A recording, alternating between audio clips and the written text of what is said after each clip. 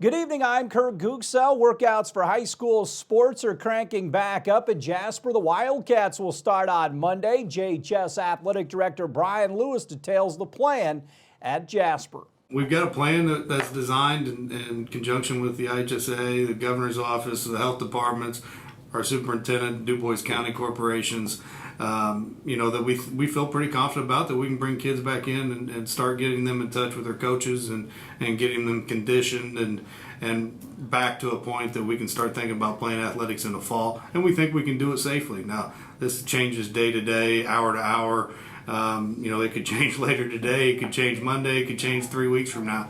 But we think we're prepared with a solid plan right now, and we'll try to execute it starting on Monday. When this all started, you told your coaches and everybody involved, the players at all the sports, hey, we need to stop, we need to let this thing play out a bit.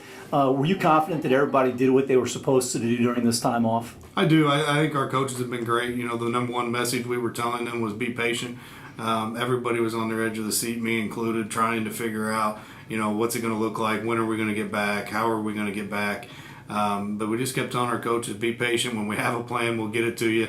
But nobody had answers, and I'm not for sure anybody's got answers now. I think we're just in a position we feel pretty comfortable going back and getting ready to play in the fall. And bottom line is we've got to get kids back in school. We've got to get them back with our coaches. There's a social aspect of this that, they've been missing for 4 months, going on 5 months by the time we get back into school. So we've got to get kids back into school in some type of normalcy. But normal is not going to be our old normal, and we've all got to be able to adjust, and it's a fluid situation, and we'll keep adjusting as we go. I'm sure there are pages of guidelines that you're going to have to go over with your coaches, with the players. Just highlight some of the things that you guys will do to keep the kids safe, and you talked about, the new normal. Well, we've got a 3-phase approach that's broken down in about 2 weeks increments here at the beginning, and then right into fall practice. And we limit kids a little bit in the first couple of weeks to make sure that they're going to be conditioned to be able to handle. We don't want them to come back and spend 60 hours in week 1 trying to catch up. We've sent the message to our coaches, you're not going to make up for the last 3 or 4 months in the next week or the next month or the next 2 months. We've just got to start from scratch here on July 6th and try to get kids ready to go.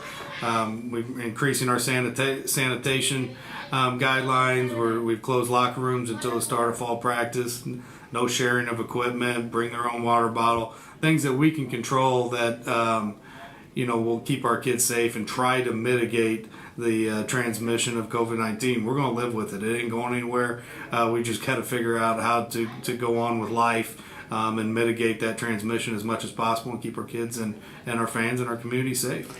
It could be a busy time, say, for a 3-sport athlete once this all kicks off, right? It could, but we met with our coaches last week and talked to them about the guidelines and the time restrictions for the first couple of weeks. And then even after that, understanding that kids may or may not have been doing things over the last 3 or 4 months. And again, we're not going to make up for the last 3 or 4 months in the next 4 weeks. So we had to be cognizant of what kids were doing, and we had our coaches sit down and go over what their ideas were within our guidelines. So that we could spread out what they were doing. And conditioning is number one focus, getting those fall sport athletes ready to go, and then also getting them some time with their winter and spring coaches when that's possible. I've been asked the question 100 times since March. What do you do with your time? What do you do without sports? And I'm sure you have been the same way with, no games or activities, but I'm sure it's a busy time, probably meetings and probably a little bit of Zoom. There has been some good downtime at different times, but I can tell you since we left school in March, until just an hour ago, I've been in Zoom meetings and virtual meetings and things constantly for the last 3 months, just trying to figure out what we're going to do and move forward. At the same time as planning for whatever our new normal is going to be and getting athletics going in the fall. But I did get some honey-do list things done that I probably wouldn't have gotten done any other time. But I think my kids and my wife are probably ready for me to go back to work. Nobody has a crystal ball, but do you expect things to, be ready to go, say August 21st when everything really gets going? I would like to say yes. I talked to Commissioner Neidig, and he always is telling you go in 2-week increments, and I think that's right.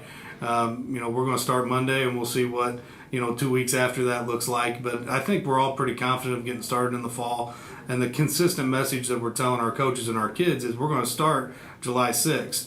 How long we last after that is a lot up to them, and our kids have to understand what their responsibility is. And we may have them for a 90-minute period here, and then they're home for 22 and a half hours. So what they're doing in that time away is as important as what they're doing here. And so it's important that everybody understands that, and we all work together, and hopefully we're playing sports again as normal. Elsewhere, the NFL will cut the preseason in half and push the start of exhibition play back a week to give players more time to get in shape. Teams haven't been able to gather together since last season because of the pandemic. The league and the Players Association have been meeting to find ways to make sure they can have games in a safe environment. The exhibition slate will now begin August 20th instead of August 13th. Teams will begin reporting to camp July 28th. The Colts will not play the Bengals and the Philadelphia Eagles. They will play Washington at home and go to Buffalo to take on the Bills. Stay tuned. We'll have more WJTS 18 news right after this.